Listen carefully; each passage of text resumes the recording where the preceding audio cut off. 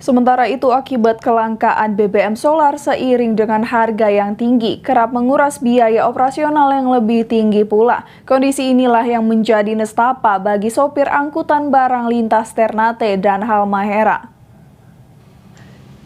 Dampak kenaikan harga bahan bakar minyak atau BBM pada September lalu rupanya hingga saat ini berembes pada kelangkaan BBM jenis solar di kota Ternate. Kondisi ini dikeluhkan oleh para sopir truk angkutan logistik lintas Ternate Halmahera. Dari pengakuan para sopir, mereka kerap mendatangi kelangkaan pengisian BBM di agen premium dan minyak solar atau APMS.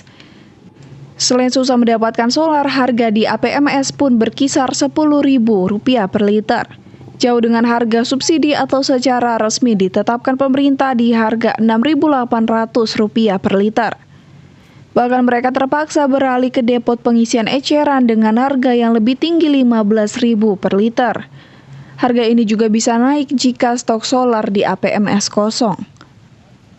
Sementara kebutuhan minyak yang diperlukan sebuah truk angkutan barang lintas Halmahera berkisar 150 liter yang ikut menguras biaya operasional mereka seiring tingginya harga BBM. 50 liter satu truk tidak cukup ya? Tidak cukup. Yang seharusnya biasanya kita pemakaian itu sampai 150 liter PP. Dia kan 6.800. Ya, kalau kita belanja beli di APMS itu dapat 10.000. Tapi dia kalau masuknya minyak itu cuma persis satu hari, Pak. Itu dia buka jam 8, jam 1 tutup, istirahat, buka jam 2, jam 4 sudah habis. Dan itu kita lari ke depot. Dia beli solar di APMS harga 10.000. Depot juga belanja ke orang 10.000. Makanya depot dapat setelah APMS habis, depot jual ke kita lagi dengan angka 15.000. Dengan kondisi tersebut, mereka meminta agar pemerintah menyediakan khusus pengisian solar subsidi sebagai solusi bagi sopir truk angkutan barang lintas Halmahera.